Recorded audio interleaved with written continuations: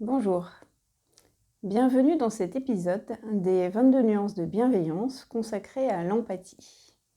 L'empathie de la victime de perversion narcissique. Alors la victime dans le sens qui a subi un dommage, mais également dans le sens de la victime qui comprend qu'elle a subi un dommage et qui en prend note et puis qui se dit qu'elle ne veut pas revivre ça, qui prend du coup cette situation comme creusée, comme fondation de nouveaux comportements ou de comportements finalement plus compétents pour vivre une vie plus agréable. Je suis Céline Gréco, je suis thérapeute, sophrologue hypnothérapeute.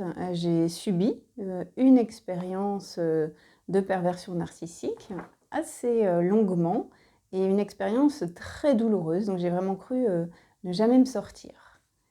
J'en ai vécu d'autres par la suite, mais à visée, on va dire, d'exploration. J'utilise les techniques aujourd'hui de conscience modifiée que nous propose la sophrologie et l'hypnose pour aller guérir en fait les troubles et dissoudre également les troubles qui ont été causés par la maltraitance de la perversion narcissique. Nous avons également une série en cours qui s'appelle les 50 nuances de maltraitance. Et là, nous évoquons les 50 comportements toxiques que le ou la pervers narcissique nous fait vivre, tous ces comportements s'exécutant en même temps, de manière concomitante et avec une fréquence extrêmement élevée, avec une visée de destruction. Dans la série présente, l'objectif est de voir les 22 comportements que la victime peut avoir. Cette maltraitance, elle laisse le plus souvent dans la victime tout un ensemble de comportements et de blessures qui restent ancrés profondément. La maltraitance a installé finalement des programmes qui deviennent complètement enfouis, sournois et qui peuvent ressurgir. Prenons pour exemple en fait notre réceptivité à la culpabilisation par exemple. D'avoir vécu la culpabilisation dans la relation de perversion narcissique peut finalement nous rendre familiers ou familières de ce procédé et faire que dans des proportions tout à fait minimes, mais tout de même, on peut éventuellement avoir recours, nous aussi, en tant que victime, à la culpabilisation, sans même nous en rendre compte. Eh bien, c'est quelque chose que l'on peut aller déprogrammer pour revenir à un niveau de culpabilisation plus standard, puisque c'est un comportement naturel de l'être humain. Mais chez une personne saine, il va avoir lieu de manière extrêmement peu fréquente, et en tout cas jamais dans l'objectif de détruire complètement quelqu'un. L'objectif de ce que je propose finalement dans les accompagnements et dans les ateliers que je fais est également de se programmer des capacités finalement de discernement, de pouvoir installer nos antennes et nos radars, comme vous m'entendez dire régulièrement, et d'éviter ainsi les personnes malsaines, les comportements toxiques en tout genre, même au-delà de la perversion narcissique. Et puis de pouvoir s'épanouir finalement à nouveau dans la confiance. C'est bien là l'objectif principal.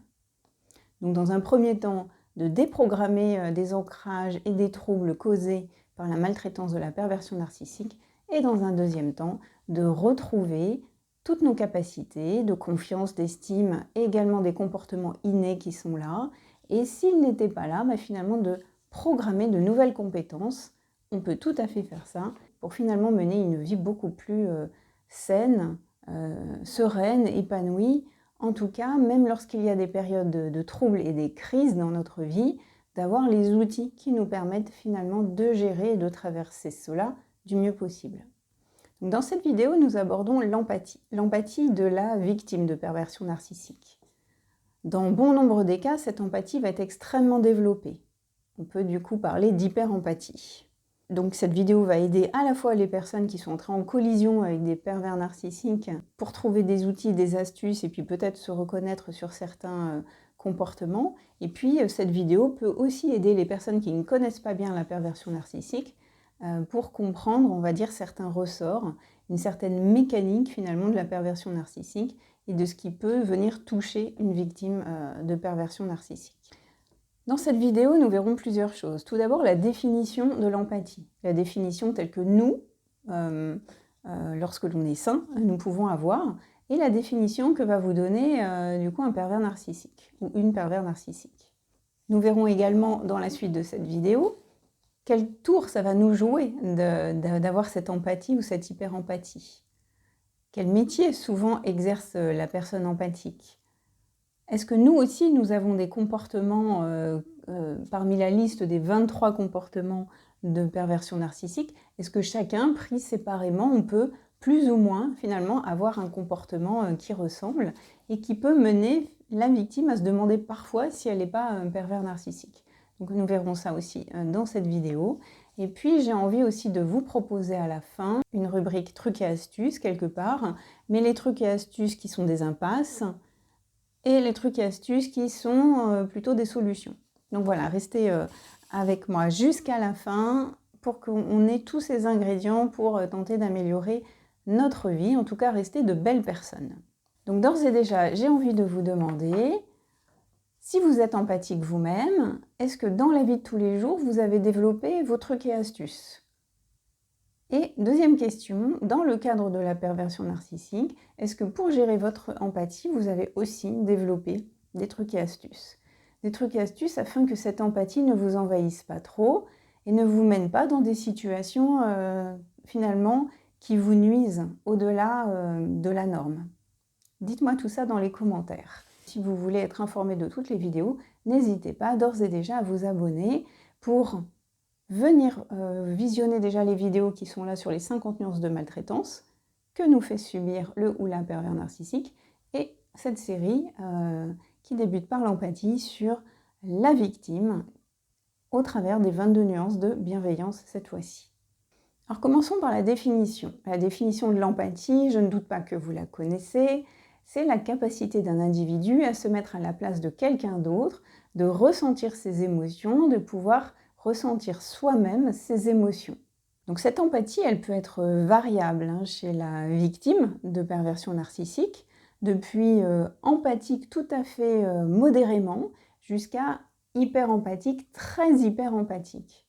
Je le signale, je travaille avec des personnes au cabinet et elles ne sont pas forcément empathiques au-delà de la norme. Ces personnes vont remarquer qu'elles vont avoir des émotions s'il arrive quelque chose qui touche leurs proches, vraiment très proches. Dès qu'on leur parle de quelqu'un d'autre, elles n'ont pas forcément une empathie. Donc vous allez avoir toutes les nuances des personnes empathiques jusqu'à une extrême empathie où là vous ressentez toutes les émotions, vous vous mettez à la place de la personne et c'est extrêmement douloureux lorsque ces émotions sont de l'ordre de la souffrance, de la tristesse, du désespoir, de la déprime, ou que l'on vous partage des choses et que vous allez avoir un visuel, un imaginaire qui va se développer et que pendant des jours, peut-être même, vous êtes marqué par cette expérience. A l'inverse, au cabinet, j'ai été amenée un jour à entendre du coup une personne que j'avais identifiée pervers narcissique. Cette personne m'expliquait qu'elle était empathique. Et j'étais troublée. Et sa définition de l'empathie, c'était en fait qu'elle avait un don pour détecter les besoins d'une personne, de vraiment les deviner, de les anticiper, d'aller débusquer les besoins d'une personne pour être capable en fait de lui donner exactement tout ce dont elle avait besoin. Effectivement, on s'éloigne de la définition de l'empathie qui est ressentir des émotions à la place d'une personne. Quand j'ai manifesté à cette personne que sa définition de l'empathie était différente de la définition classique, elle a été très étonnée. Donc la personne, un pervers narcissique, ne s'est pas reconnue dans cette nouvelle définition, puisque pour elle, c'était plutôt un procédé, une stratégie, un moyen, une technique pour qu'à chaque rencontre avec n'importe quelle personne, et voire même des prospects, finalement, elle arrive à ressentir leurs besoins et leur donner ce dont ils ont besoin afin d'en avoir un bénéfice. Parce que sinon, c'est tout à fait sain également pour nos enfants, nos conjoints, enfin nos proches, notre famille, de détecter leurs besoins et de leur donner ce dont ils ont besoin, justement. C'est tout à fait sain. Mais là, c'était dit d'une manière tout à fait différente, dans le sens de la manipulation totale. Il est important de savoir que le ou la pervers narcissique détecte très facilement les personnes empathiques. Parce qu'effectivement, il y a tout un champ lexical à l'empathie. Il va y avoir de citer des émotions, de les décrire. Il va y avoir de s'apitoyer, de trouver des choses difficiles, de dire oh, le pauvre, tu te rends compte, il m'a décrit qu'il avait vécu ça. J'ai aussitôt ressenti de la tristesse, j'ai pris sa tristesse pour moi. Et dans les attitudes également, ça va se sentir qu'il y a une empathie. Ça peut être l'œil qui rougit, une larme qui vient, un regard qui s'approfondit et qui va vers l'émotion. Donc que ce soit notre langage corporel, comme les mots qui sortent de notre bouche, tout comme la façon que l'on a de relater une histoire, tout ça ne tombe pas dans l'oreille d'un sourd ou d'une sourde, et non plus d'un aveugle ou d'une aveugle. Ils détectent et ils savent immédiatement du coup que vous êtes empathique, hyper empathique, et ça les intéresse vivement puisqu'ils savent que ils vont pouvoir, on va dire, inhiber votre méfiance en partageant des choses qui les concernent et qui vont vous émouvoir. Et ils vont pouvoir au contraire activer vos capacités à les aider à chercher des solutions pour eux. Le ou la pervers narcissique aime bien activer chez vous effectivement votre gentillesse, le fait que vous détestiez le conflit, de vouloir aider, en tout cas d'excuser, d'être vraiment dans une grande écoute et attention envers l'autre. Donc dans la façon vraiment de décrire les histoires, il y a tous les indicateurs de l'empathie. Une dame, une fois, me faisait part que son compagnon avait détecté un changement chez elle, dans une relation avec une de ses amies. Elle avait pris de la distance avec cette amie, qui est aussi un pervers narcissique. Il a dit, je ne sais pas comment il a détecté en fait que je la côtoyais plus. Je lui ai expliqué comment elle parlait désormais de cette nouvelle amie, avec beaucoup plus de détachement, à dire voilà, non, mais je la vois plus beaucoup, on ne se parle plus, je lui raconte plus rien, voilà. Et je lui disais à cette personne, vous voyez, vous êtes très brève en fait à son sujet, vous ne relatez plus grand-chose de vos confidences et vous n'êtes plus en train de dire comme avant, je comprends pas, elle m'a dit ça, je sais pas pourquoi, et de tourner dans des explications où finalement vous étiez en train de vous faire maltraiter par cette amie, et là ça n'arrive plus. Donc votre façon d'expliquer votre relation, les fois où vous la croisez, eh bien, est différente et vous ne partagez plus les mêmes éléments. Donc, le pervers narcissique reconnaît ce changement de situation, au fait que vous n'en parlez plus de la même façon, et plus avec les mêmes mots, et avec un plus grand détachement. Donc, ils perçoivent tous ces changements, puisque justement, c'est ce qui les intéresse chez vous, c'est d'avoir une capacité à souffrir. S'ils détectent que vous ne souffrez plus dans une relation avec une autre personne pas gentille, ils vont se mettre à se méfier que vous soyez en train de changer aussi vis-à-vis d'eux. Alors cette empathie, elle va se jouer par rapport à la personne qui partage votre vie et qui est pervers narcissique dans de très nombreux domaines. Vous allez être déjà empathique par rapport à son totem d'immunité, son écran de fumée, sa douleur, son événement de vie qui fait que finalement vous pensez que c'est lui la victime ou elle, c'est une pervers narcissique, vous pensez que c'est l'autre qui est victime finalement de choses douloureuses dans la vie. Donc vous la prenez pour une victime, donc finalement cette personne a son totem d'immunité. Ça peut être d'avoir été malade dans l'enfance, ça peut être d'avoir été abandonné, d'avoir eu une mère indifférente, d'avoir eu un père extrêmement sévère et qui ne donnait pas d'amour. La liste est longue, chaque pervers narcissique a son totem d'immunité qui le fait passer pour une victime. On va être empathique pour tous les pans de sa vie qui touchent de près ou de loin à ce totem d'immunité, à son histoire de vie, à ses blessures, et du coup aux comportements aussi qui vont en découler. On va être aussi très empathique pour son anxiété, puisque tout va être mis sur le compte effectivement des douleurs qu'a subi la personne. Ça peut également être mis sur le compte que cette personne peut-être elle est à haut potentiel intellectuel, HPI, donc elle n'a pas tout à fait les codes. Peut-être même elle est Asperger. De nombreuses personnes en fait m'avaient dit ça à moi lorsque je partageais les comportements avec eux de la personne qui m'avait fait subir de la perversion narcissique. Et c'est arrivé plusieurs fois que des personnes me disent il n'aurait pas du coup des petites touches de cet autisme Asperger peut-être, par hasard. Vous voyez, parce qu'il y a ce côté, il n'a pas les codes. Donc, nous aussi, on va être empathique éventuellement pour ce côté de la personne qui n'a pas les codes. Parce qu'effectivement, on a envie de la prendre sous notre aile. On a envie de décoder à sa place. On a envie de lui faciliter finalement la vie. Ce qui pourrait être tout à fait naturel et de bon ton si on a affaire à quelqu'un de sain. Seulement avec un ou une pervers narcissique, c'est le début des ennuis. Lorsqu'il y a un totem d'immunité, qu'il y a un écran de fumée, c'est un peu comme si la personne d'un coup était au-dessus de tout soupçon. On ne se méfie plus de rien, c'est le danger. D'autant plus lorsqu'on est empathique. Donc c'est là où il faut avoir ses antennes et ses radars pour commencer finalement à se mettre en vigilance. Je reviendrai dessus dans cette vidéo un petit peu plus loin. Et d'activer des compétences pour être à la fois empathique, mais aussi à avoir une capacité à garder du recul par rapport à la situation. Parce que les empathiques, souvent, vont être dans des métiers de relations d'aide. Ça peut être une infirmière, ça peut être des personnes dans le droit, des avocates, toutes les professions juridiques. Ça peut aussi être des métiers comme les métiers du chiffre, des calculs, mais au fond, elles sont en relation avec des clients et donc elles vont exprimer leur grande générosité et leur empathie pour un client qui, dès qu'il est dans la difficulté, elles vont aider. Elles vont travailler davantage, peut-être plus longuement, et de résoudre les problèmes des clients. Donc, quelles que soient les professions, en général, la personne empathique va pouvoir s'exprimer dans son empathie et elle a choisi un métier dans lequel elle va pouvoir être dans ce rôle-là.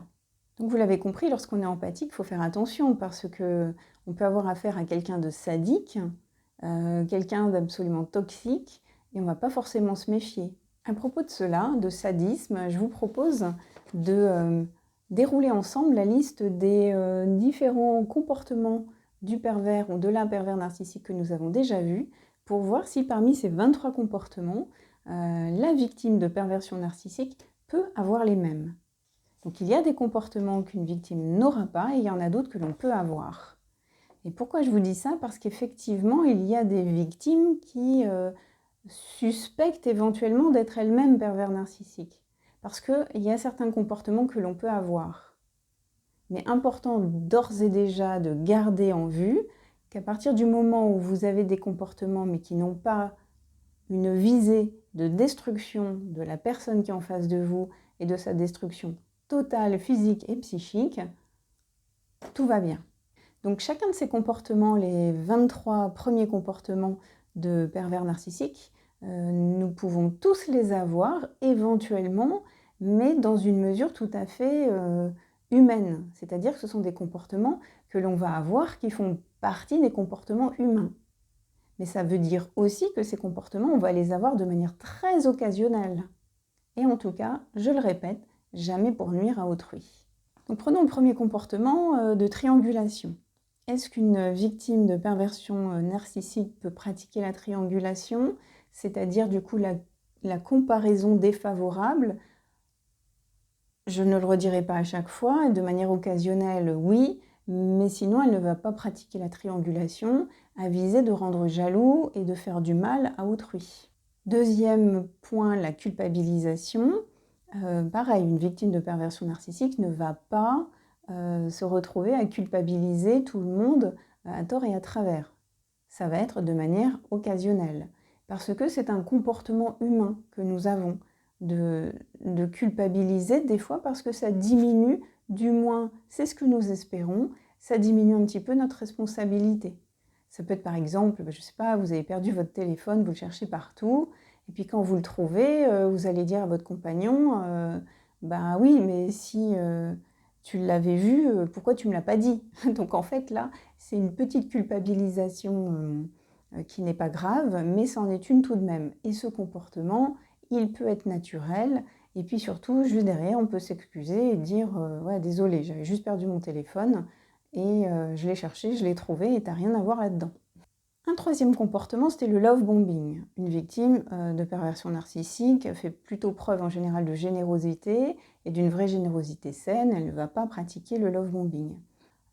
Quatrième comportement, l'écran de fumée.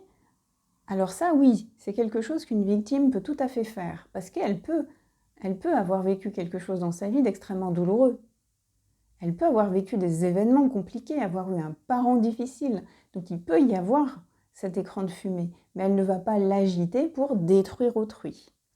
En revanche, une personne qui a un écran de fumée et qui l'active beaucoup peut se trouver confrontée à de nombreux inconvénients. Une première catégorie de personnes qui va être complètement indifférente, cette catégorie de personnes ne va pas du tout être réceptive à cet écran de fumée qui est agité.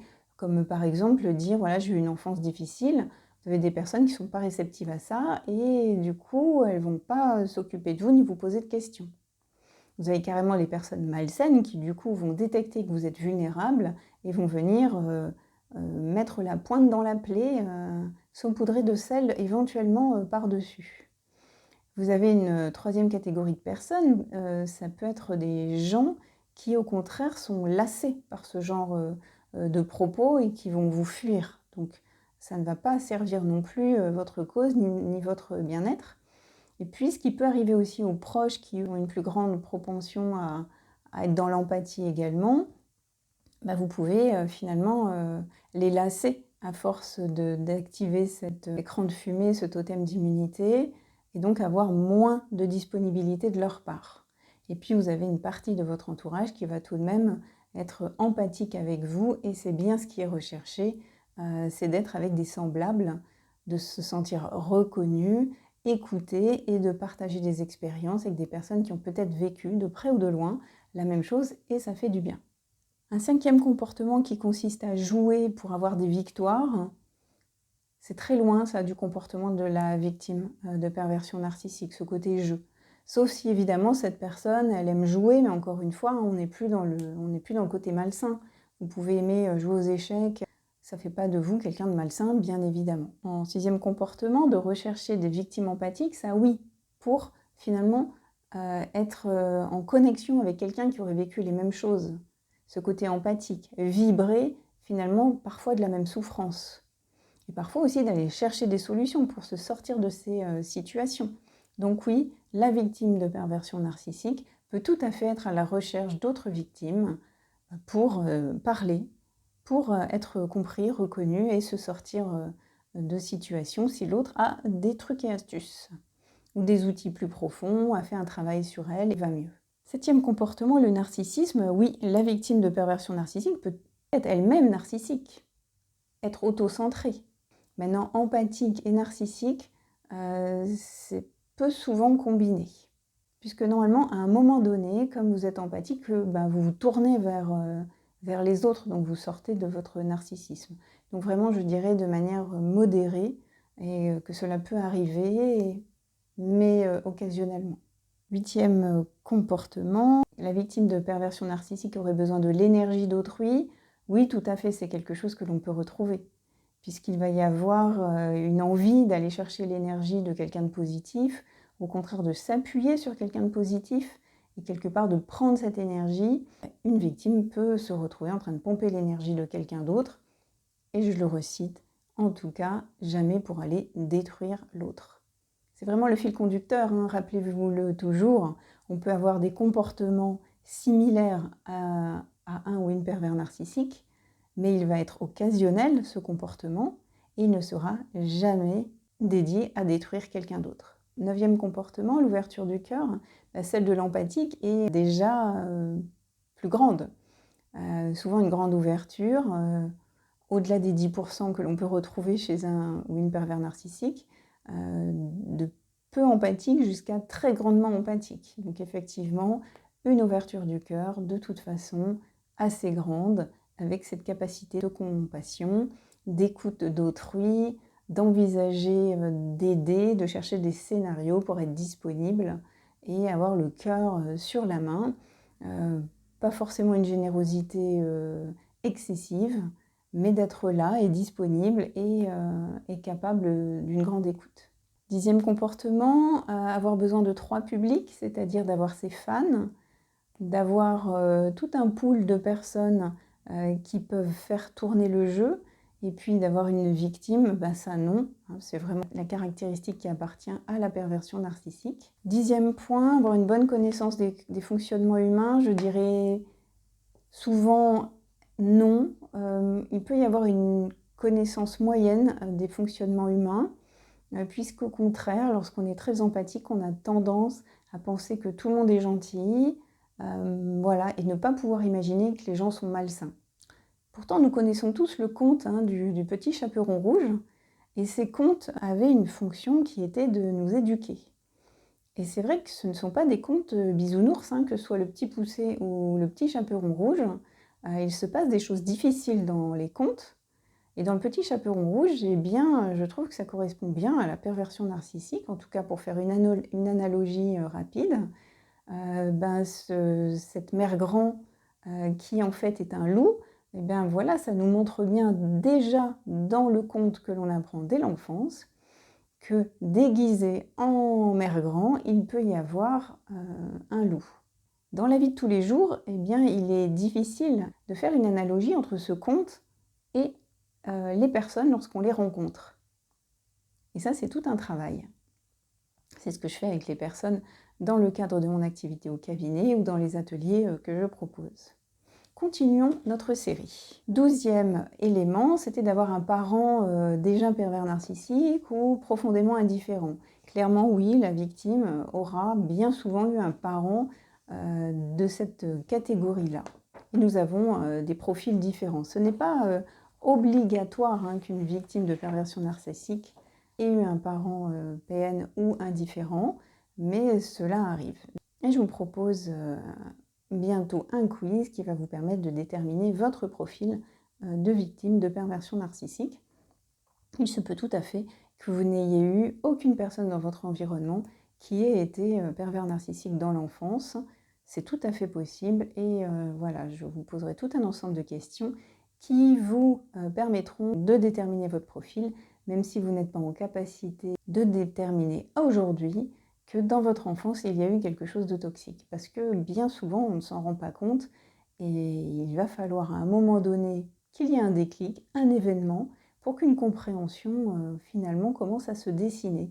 Et puis parfois, à l'inverse, d'autres personnes peuvent avoir une compréhension très fine de leur enfance et de leur famille et sachent déjà qu'il y avait une personne pervers narcissique autour d'eux dans l'enfance. En résumé, il y a beaucoup de scénarios différents et nous y reviendrons prochainement. 13e point, les coups sous le radar. Clairement, une victime ne va quasiment jamais faire ça, parce que c'est vraiment une manipulation malsaine. Ce côté, je fais un plan, un scénario en 1, 2, 3 pour faire souffrir quelqu'un de manière dissimulée. 14, la paranoïa. Là, oui, une victime peut tout à fait être paranoïaque, sans être dans un grand trouble de la personnalité, mais de souffrir de craintes ciblées, récurrentes, obsessionnelles, comme le pervers narcissique qui, lui, a une paranoïa de se dire que tout le monde dit du mal de lui. 15. Des histoires en boucle, racontées toujours de la même façon. Ça peut tout à fait arriver à une victime de perversion narcissique de raconter son histoire régulièrement parce qu'elle a l'impression que ça lui fait du bien. Alors le piège, c'est que des fois, au contraire, on creuse le sillon neuronal de cette histoire et on réactive à chaque fois les douleurs et les blessures. Cela dépend des personnes, des situations. En tout cas, c'est quelque chose qui peut tout à fait se travailler et s'améliorer pour sortir de la blessure. 16. Le rapport aux enfants. Non, une victime empathique ne va jamais vouloir faire souffrir ses enfants. Elle vise au contraire leur bien-être, une éducation. Voilà, bien sûr, là je pondère parce qu'il y a plein de profils parentaux, sans pour autant qu'ils soient du coup pervers narcissiques, mais il n'y a pas toujours des parents tout à fait aimants, il y a plein de schémas différents, donc dans l'ensemble tout de même l'objectif des parents est au moins d'élever leurs enfants et pour certains autres de veiller à leur plus grand bonheur et à leur plus grand épanouissement. 17. Nier l'existence de quelqu'un. Rarement la personne empathique va faire ça, ou alors elle va le faire de manière bien inconsciente parce qu'elle est peut-être en douleur et en souffrance et qu'elle partage son histoire sans faire vraiment attention parfois qu'elle n'a pas laissé la place à quelqu'un d'autre. Mais encore une fois, du coup, ça va être occasionnel et puis c'est peut-être un moment de plus grande vulnérabilité. 18, qu'il n'y ait pas de rupture définitive. Oui, la victime de perversion narcissique peut aussi tout à fait faire ça, puisque souvent la personne empathique a envie de garder des liens avec toutes les personnes croisées dans sa vie, toutes les personnes qui sont montées dans son train de vie. elle a envie de les garder, d'une manière ou d'une autre, en amis, en connaissances, etc. 19, la volonté de détruire, non, clairement c'est exclu pour une personne empathique. Également, le point 20, sadisme, c'est complètement exclu pour une victime. Ce sont même des comportements, du coup la volonté de détruire et le sadisme, qui sont très difficilement envisageables et compréhensibles par une victime empathique. Voire même si vous faites un jeu et que une des épreuves sera de faire quelque chose de sadique ou de détruire quelqu'un, elle va sûrement échouer à son épreuve, même dans le cadre d'un jeu. Le point 21, d'aller vite, la victime empathique peut se retrouver en train de faire vite des choses, mais parce qu'elle est dynamique, parce qu'elle aime faire des choses avec rapidité, mais on n'est pas du tout dans le même contexte, on n'est pas dans cette stratégie du début d'une relation, ou même cette stratégie qui peut intervenir à tout moment, qui consiste à faire vite, pour brouiller les pistes, de faire vite les choses, afin que la personne ne réfléchisse pas, et qu'elle se retrouve en train de faire, dire, ou de ne pas faire, en tout cas, quelque chose, parce que le ou la pervers narcissique a un objectif précis. Point 22, faire l'enfant. Clairement, la victime de perversion narcissique peut tout à fait faire l'enfant, parce que l'on est tous capables de faire une sorte de régression d'âge, on appelle ça, parce qu'on se souvient de quelque chose, ou parce que, par exemple, vous êtes avec une personne, vous avez par exemple un frère, une sœur, et quand vous êtes avec cette sœur, par exemple, automatiquement, vous vous retrouvez à régresser, à vous mettre sous sa protection, et quasiment, vous vous retrouvez à revenir à l'âge de 10 ans. Ce sont des choses que nous sommes tout à fait capables de faire chaque jour. Nous pouvons régresser, à devenir plus jeunes, redevenir immatures, irresponsables, selon la situation et la personne. Et ça, c'est vraiment un point très intéressant à observer dans nos comportements, pour parfois laisser faire si c'est pas grave, et y remédier au contraire si ça peut être compliqué de faire ça. Et 23, l'anxiété profonde, ça c'est clair que la victime de perversion narcissique, de toute façon, sera devenue anxieuse, puisque l'avalanche de comportements subis dans une perversion narcissique mène à un état d'anxiété majeur, un état d'agitation interne, avec un flot de pensées, un flot d'émotions, une perte de sommeil bien souvent. Tout est complètement perturbé et l'anxiété devient très importante. Je ne refais pas ici les vidéos sur l'insuffisance surrénalienne qui peut en résulter. Donc nous voyons qu'il y a sur les 23, 10-11 comportements qui peuvent se trouver activés également par la victime, mais jamais à des fins de nuire, je le répète, et de manière tout à fait occasionnelle ou transitoire, où c'est un comportement humain tout à fait naturel qui sera utilisé dans de toutes petites proportions, et en tout cas jamais fréquemment. Et vous voyez pourquoi parfois une victime peut se retrouver en train de se demander si elle n'est pas elle-même pervers narcissique. Et donc la question importante à se poser, c'est est-ce que oui ou non, dans tout ce que je fais, j'ai envie de détruire quelqu'un? Est-ce que je suis en train en permanence de vivre et de faire vivre tous ces comportements en même temps à quelqu'un pour le détruire? Et là, ça vous permettra de déterminer que vous n'êtes pas pervers narcissique. Donc bien souvent, vous allez pouvoir vous rassurer. Donc le pervers narcissique n'aime pas les empathiques. Il s'en sert, il utilise l'empathie, mais il ne l'aime pas. Il abhorre, il déteste les empathiques. Il les trouve tout à fait crédules, niais, bêtes, faibles. Et ce qu'ils aiment, c'est détruire ces personnes-là. Donc à petit feu, vous allez perdre votre confiance et votre estime de vous et devenir complètement anxieux, entre autres conséquences délétères. Donc nous arrivons maintenant au point des trucs et astuces. Des choses qui peuvent être des impasses et des choses qui peuvent être des solutions.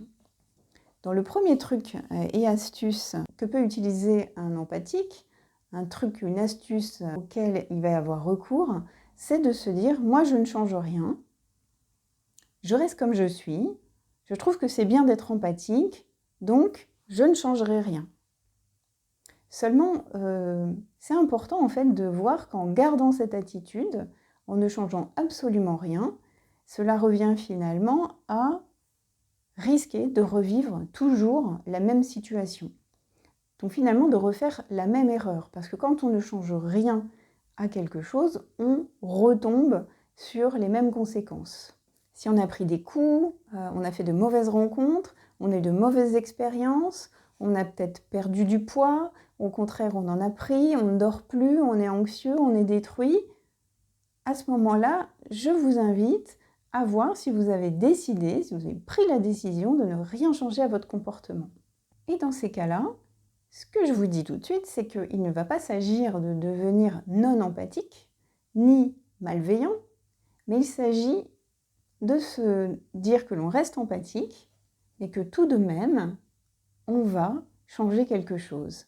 Peut-être que l'on est trop empathique. Il faut à un moment donné, sur une situation, se suggérer, tenter l'expérience. Alors au cabinet, je permets à des personnes de programmer ces compétences pour activer ou réactiver cette capacité de prise de recul. Il y a plein de façons d'apprendre à prendre du recul. C'est une distance physique que l'on apprend à installer, une distance temporelle, une capacité à s'extraire d'une situation et de revenir. Voilà, c'est tout un ensemble de compétences que l'on peut apprendre tout à fait rapidement pour qu'elles soient en vous de manière naturelle. Si on n'est pas ensemble en accompagnement et que nous ne faisons pas des ateliers ensemble, je vous invite du coup de manière un petit peu plus consciente, mais de le faire régulièrement pour que ça devienne finalement automatique. C'est de vous demander dans une situation si vous êtes en train de décider de ne rien changer à votre empathie. Et peut-être que le curseur de l'empathie, qui est peut-être réglé sur 95%, peut-être que vous pouvez le descendre à 70%. Parce que déjà, à 15-20% d'empathie, on est un empathique. À 70%, on est très très empathique aussi.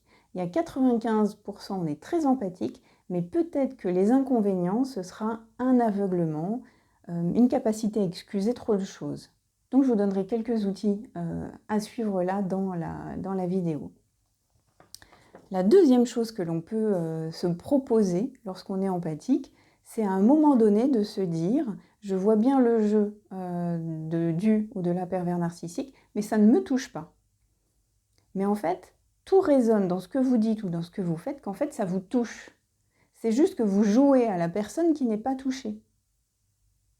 Mais en fait, ça se voit que vous y pensez, vous êtes en train de le raconter. Et pendant que vous êtes en train de jouer à la personne qui n'est pas touchée, le ou la pervers narcissique, qui est ceinture noire de manipulation, voit que vous êtes en train de simuler la distance. Et donc, il sait que ce qu'il est en train de faire fonctionne.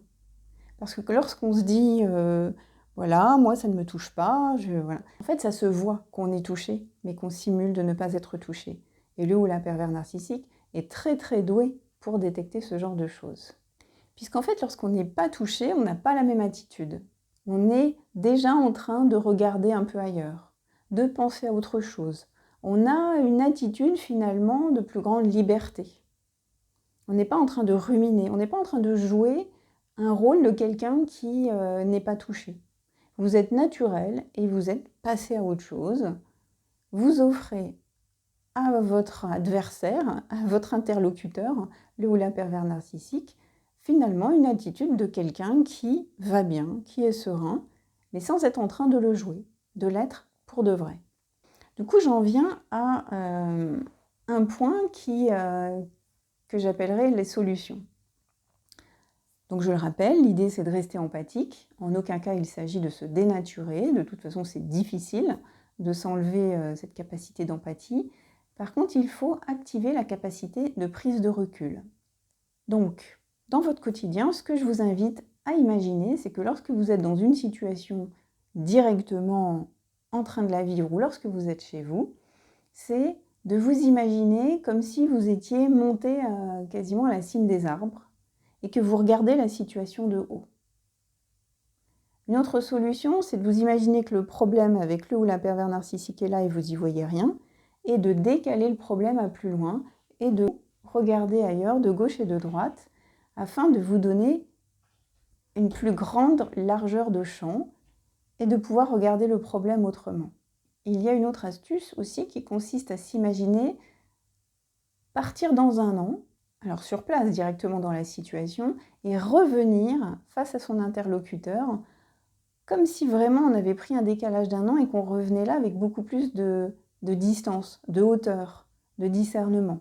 Une autre astuce aussi, c'est de stopper une conversation, stopper ce qui est en train de se produire pour, je ne sais pas, voilà, faire une distraction, quelque chose, pour vous sortir d'une situation, pour vous extraire en fait de la situation.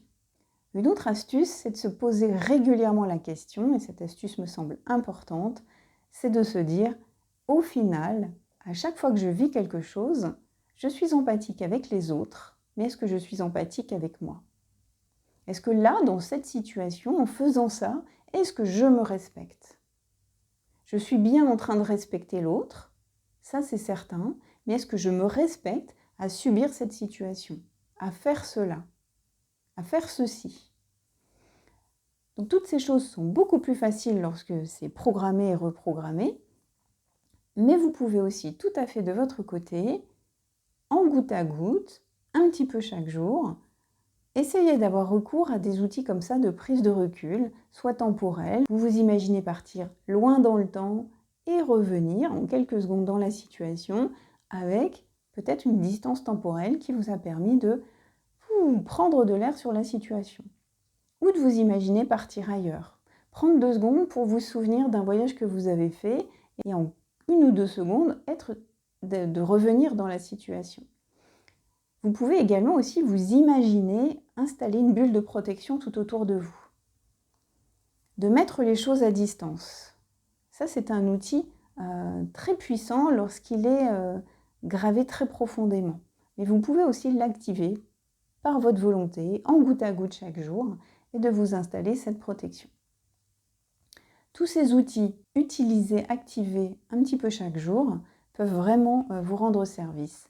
Et d'utiliser cette balance en fait. Oui, je reste empathique, mais je peux utiliser aussi tous ces outils de prise de distance et de recul.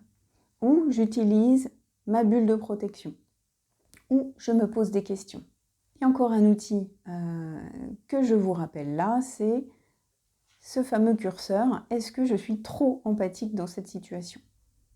Parce qu'à être trop empathique, en fait, on peut tout à fait se nuire. Donc il est bon d'être empathique de manière juste pour les autres et pour soi. Et surtout lorsqu'on est avec un interlocuteur pervers narcissique, d'être empathique avec un pervers narcissique, c'est beaucoup trop et beaucoup trop dangereux. Voilà, nous arrivons à la fin de cette vidéo, de cet épisode sur l'empathie dans notre série des 22 nuances de bienveillance. Je vous rappelle de rester comme vous êtes et de juste peut-être calibrer cette empathie afin qu'elle soit vraiment belle et à votre service. Je vous rappelle les 4 points importants: apprendre ce qu'il y a à savoir sur la perversion narcissique, comprendre ce que l'on a vécu, sortir, chacun à son rythme et comme on peut, et se réparer, guérir, c'est-à-dire enlever des ancrages passés, des troubles qui sont ancrés en soi, des anxiétés, des fonctionnements peut-être malheureusement intégrés à force et à la longue, comme par exemple la culpabilisation, et puis de venir installer en soi les capacités de prise de recul, prise de hauteur, les antennes, les radars, réinstaller son estime de soi, sa confiance, sa capacité à vivre la joie, ses capacités à vivre aussi les épreuves et les difficultés, parce que nous ne sommes pas dans un monde de bisounours. Prenez soin de vous et je vous retrouve bientôt pour la suite de nos épisodes. Au revoir.